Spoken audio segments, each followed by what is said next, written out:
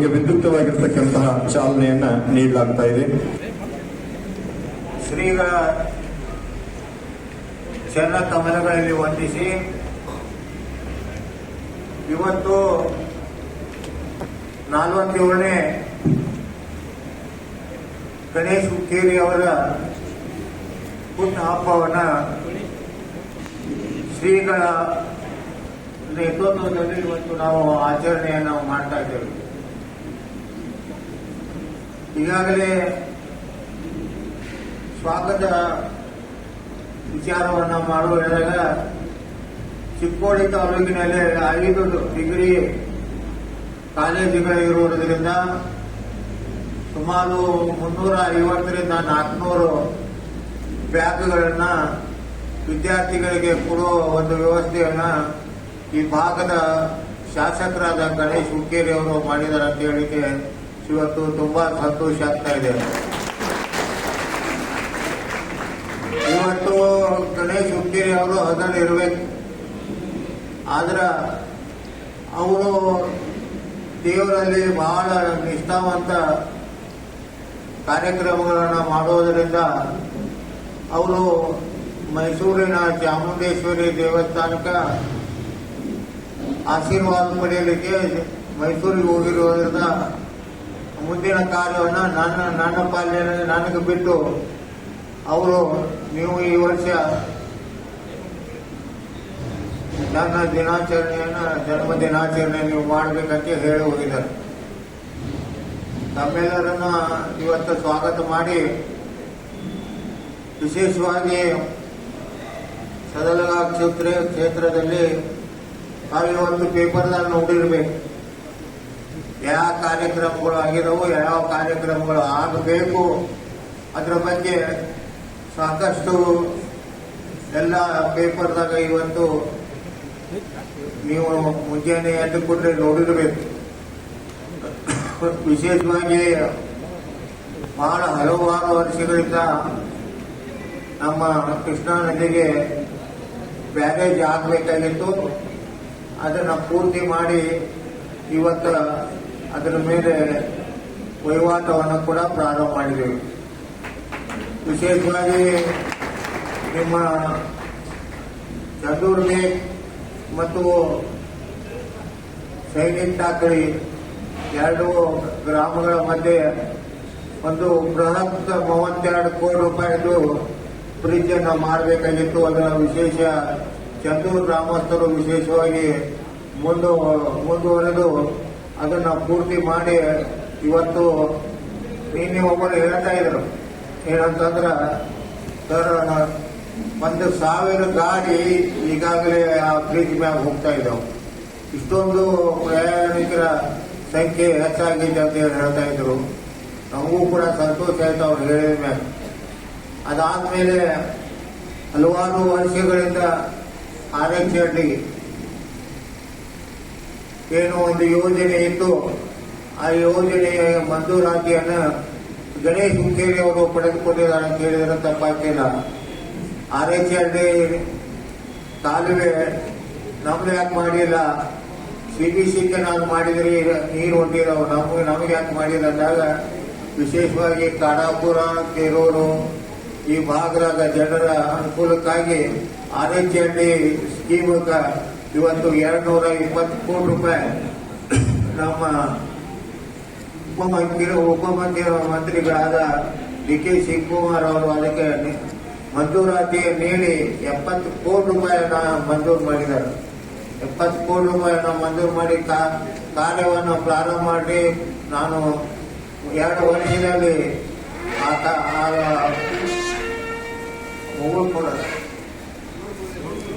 ಮುಗುಳುಕೊಡಿ ಶ್ರೀಗಳು ಬರ್ತಾ ಇದ್ದಾರೆ. ಅವರಿಗೆ ನಿಮ್ಮೆಲ್ಲರ ಪರವಾಗಿ ಅವರಿಗೆ ನಿಮ್ಮೆಲ್ಲರ ಪರವಾಗಿ ಸ್ವಾಗತ.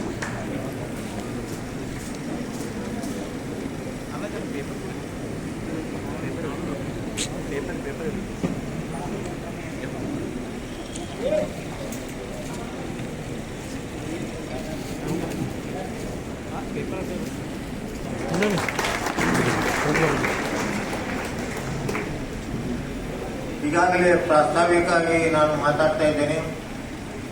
ಆನೆಚಹಳ್ಳಿ ಅಂದ್ರೆ ಕಾಡಾಪುರು, ಕೇರೂರು ಆ ಕಡೆಯಿಂದ ಆ ಯೋಜನೆಯನ್ನ ಈ 70 ಕೋಟಿ ರೂಪಾಯಿಯನ್ನ ಬಿಡುಗಡೆ ಮಾಡಿದರು. ನಮ್ದು ಕಡೆದು ಒಂದು ಆಶಯ ಇತ್ತು. ಯಾಕಂದ್ರೆ ಮಹಾಲಕ್ಷ್ಮಿ ಆತ ನೀರಾವರಿ ಯೋಜನೆಯನ್ನ ಮೊದಲನೇ ಹಂತದ ಪ್ರಾರಂಭ ಮಾಡಿ ಸುಮಾರು 700 ಪೈಪ್ ಇವತ್ತು ಹಾಕಿ ಮುಂದುವರೆದಿದ್ದೀವಿ. ಯಾವುದೇ ಪರಿಸ್ಥಿತಿಯಾಗ ತಮ್ಮೆಲ್ಲರಿಗೆ ಹೇಳುವುದೇನಂತಂದ್ರೆ, ಒಂದು ಮಹಾಲಕ್ಷ್ಮಿ ಆತ ನೀರಾವರಿ ಯೋಜನೆಯನ್ನ ಪೂರ್ತಿ ಮಾಡ್ತೀವಿ. ಎರಡನೇದು ಆರ್ಎಸ್ಎಲ್ಡಿ ಯೋಜನೆ ಏನೈತಿ ಅದನ್ನು ಕೂಡ ನಾವು ಪೂರ್ತಿ ಮಾಡ್ತೀವಿ. ಅದಕ್ಕೂ ಕೂಡ ನಮ್ಮ ಕರ್ನಾಟಕದ ರಾಜ್ಯದ ಉಪಮುಖ್ಯಮಂತ್ರಿಗಳಾದ ನಮ್ಮ ಡಿ.ಕೆ. ಶಿವಕುಮಾರ್ ಅವರು ಮೊದಲೇ ಹಂತ 70 ಕೋಟಿ ರೂಪಾಯಿಗಳನ್ನ ಬಿಡುಗಡೆ ಮಾಡಿದ್ದಾರೆ. ಆದಷ್ಟು ಬೇಗನೆ ಅದಕ್ಕೆ ಡಿ.ಕೆ. ಶಿವಕುಮಾರ್ ಅವರನ್ನ ಕರೆದ ಭೂಮಿ ಪೂಜೆಯನ್ನ ಪ್ರಾರಂಭ ಮಾಡ್ತೀವಿ ಅಂತ ಈ ಸಂದರ್ಭದಲ್ಲಿ ಹೇಳಕ್ಕೆ ಇಷ್ಟಪಡ್ತಾ ಇದೆ. ಯಾಕೆ ಹೇಳ್ತಿದ್ರು, ನೀವು ಯಾವಾಗ ಮಾಡ್ತೀವಿ ಆರ್.ಎಚ್.ಎಲ್.ಡಿ ಅವರಲ್ಲಿ ಒಂದು ಭಕ್ತಿ ವಿಚಾರ ಇಟ್ಟುಕೊಂಡ ಇವತ್ತ ಮೈಸೂರಿನ ಚಾಮುಂಡೇಶ್ವರಿ ದೇವಸ್ಥಾನಕ್ಕೆ ದರ್ಶನ ಮತ್ತು ಆಶೀರ್ವಾದ ಪಡೆದ ಹೋಗಿದ್ದಾರೆ ಅಂತ ಹೇಳಿಕೆ ಇವತ್ತು ಬಹಳ ಸಂತೋಷ ಆಗ್ತೈತೆ ಅಂತ ಈ ಸಂದರ್ಭದಲ್ಲಿ ಹೇಳಿಕೆ ಇಷ್ಟಪಡ್ತೇವೆ. ಈಗ ಹೆಚ್ಚಿಗೆ ಮಾತಾಡಿದ ಇಬ್ರು ಶ್ರೀಗಳು ವೇದಿಕೆ ಮೇಲೆ ಬಂದಿದ್ದಾರೆ. ಅವರಿಗೆ ಅವಕಾಶ ಮಾಡಿಕೊಟ್ಟು ಕಾರ್ಯಕ್ರಮನ ಮುಂದುವರಿಸಲು ಅವರಿಗೆ ವಿನಂತಿ ಮಾಡ್ತೀವಿ. ಚರಮೂರ್ತಿ ಮಠ ಚಿಕ್ಕೋಡಿಯವರನ್ನ ಸತ್ಕರಿಸಿ ಅವರಿಗೆ ಫಲಗಳ ಅರ್ಪಣೆಯನ್ನ ಮಾಡಬೇಕಾಗಿ ವೇದಿಕೆ ಮೇಲೆ ಹಸಿರಾಗಿರ್ತಕ್ಕಂಥ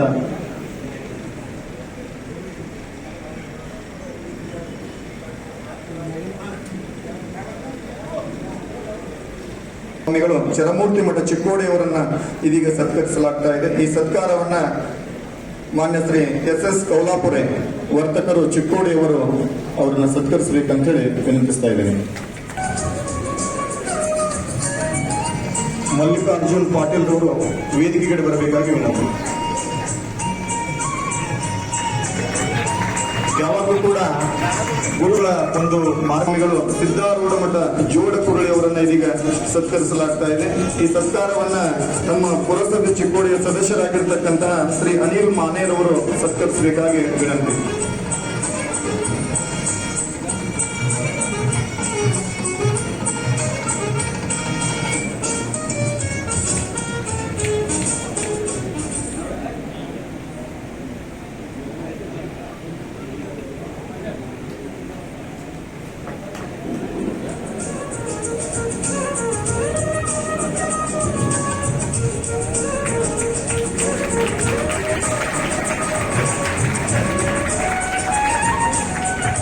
ನಿರಂಜನ ಪ್ರಣವ ಸ್ವರೂಪಿ ಪರಮ ಪೂಜ್ಯ ಸಂಪಾದನ ಮಹಾಸ್ವಾಮೀಜಿಯವರ ಶ್ರೀಪಾದದಲ್ಲಿ ಹೃತ್ಪೂರ್ವಕ ನಮಸ್ಕಾರ ಮಂಗಲವನ್ನು ಸಮರ್ಪಿಸಿ, ಹಿರಿಯ ರಾಜಕೀಯ ಧುರೀಣರು, ಅಭಿವೃದ್ಧಿಯ ಹರಿಕಾರರಾಗಿರುವ ಸನ್ಮಾನ್ಯ ಪ್ರಕಾಶಣ್ಣ ಹುಕ್ಕೇರಿಯವರಲ್ಲಿ ಹೃತ್ಪೂರ್ವಕ ಅಭಿವಂದಿಸಿ, ವೇದಿಕೆ ಮೇಲೆ ಆಸೀನರಾಗಿರುವ ಎಲ್ಲ ಗಣ್ಯಮಾನ್ಯರಲ್ಲಿ ಅಭಿವಂದಿಸಿ,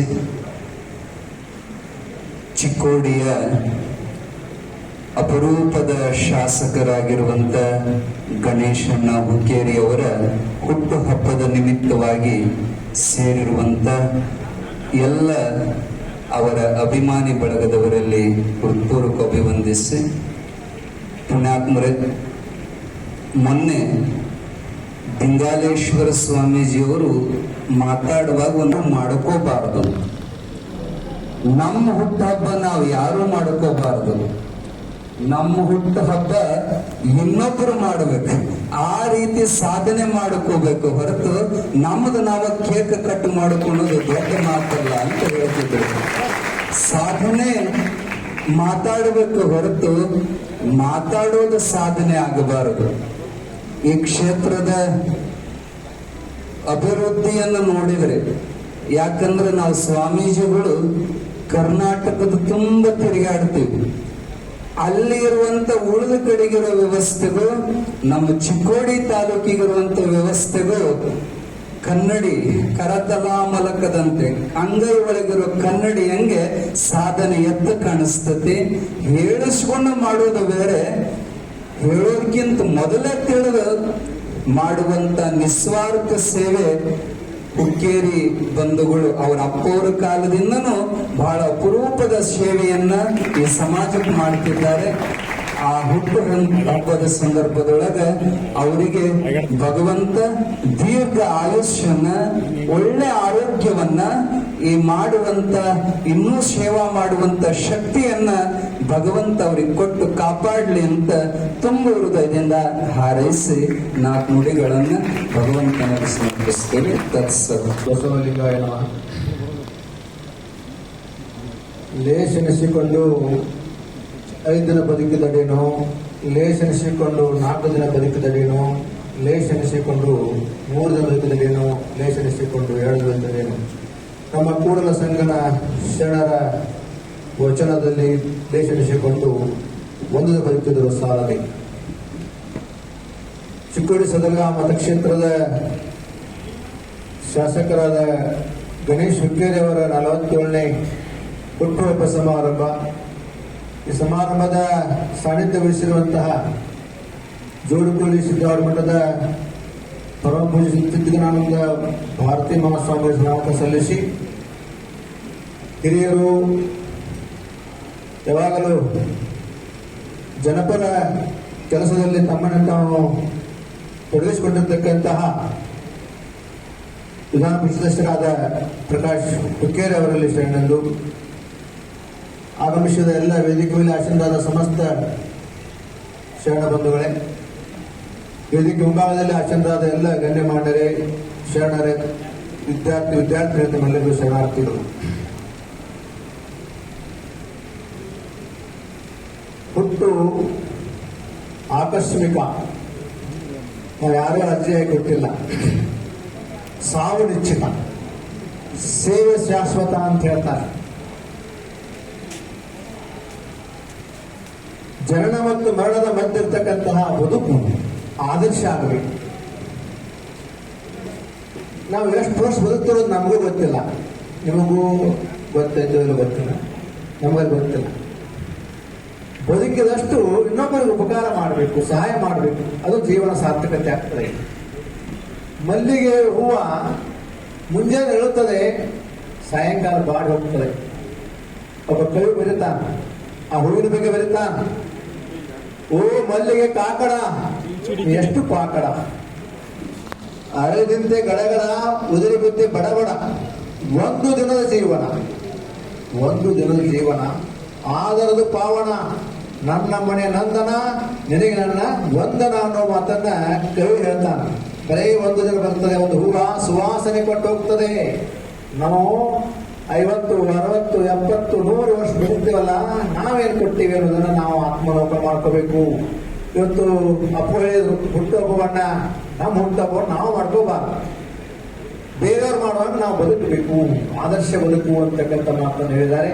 ಆ ನಿಟ್ಟಿನಲ್ಲಿ ಇವತ್ತು ಗಣೇಶ್ ಹುಕ್ಕೇರಿ ಅವರು ಕೂಡ ಶಾಸಕರಾಗಿ ಈ ಭಾಗದೊಳಗೆ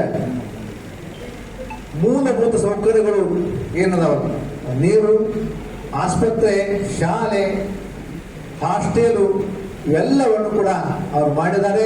ಅದಕ್ಕೆಲ್ಲ ಕಾರಣ ಅವ್ರ ತಂದೆ ಇರ್ತಕ್ಕಂಥ ಪ್ರಕಾಶ್ ಹುಕ್ಕೇರಿ ಅವರು. ಇವರ ಒಂದು ಹಿನ್ನೆಲೆ ಮಾರ್ಗದರ್ಶನ ಬಹಳಷ್ಟು ಗೊತ್ತಿರ್ತಕ್ಕಂಥದ್ದು. ಇವತ್ತು ಇಂಥ ಹಿರಿಯ ವಯಸ್ಸುಗಳು ಕೂಡ ಅವರು ನಿರಂತರವಾಗಿ ಕೆಲಸ ಮಾಡ್ತಾ ಮೊನ್ನೆ ಮಠಕ್ಕೆ ಬಂದು ಕೂತ್ಕೊಂಡಿದ್ರು. ಅವರು ನಮ್ಮ ಗುರುವಾರ ಪೇಟ್, ಗಣಪತಿ ಪೇಟ್ ಅಗಲಿಕೆ ನಡೆದದೆ. ಅಲ್ಲಿ ಮಠದಾಗ ಕೂತ್ಕೊಂಡಾಗ ಅವ್ರು ನೋಡಿ ಹೇಳಿದೆ, ನೀವ್ಯಾಕೆ ತ್ರಾಸ ಹೋಗ್ತೀರಿ, ಎಲ್ಲರೂ ಮಾಡಾಕಿದ್ದಾರು. ಅವಾಗ ಮಾತು ಹೇಳಿದವರು, ಸುಮ್ಕೊಂಡಾಗಲ್ಲ ಹೇಳಿದ್ರು.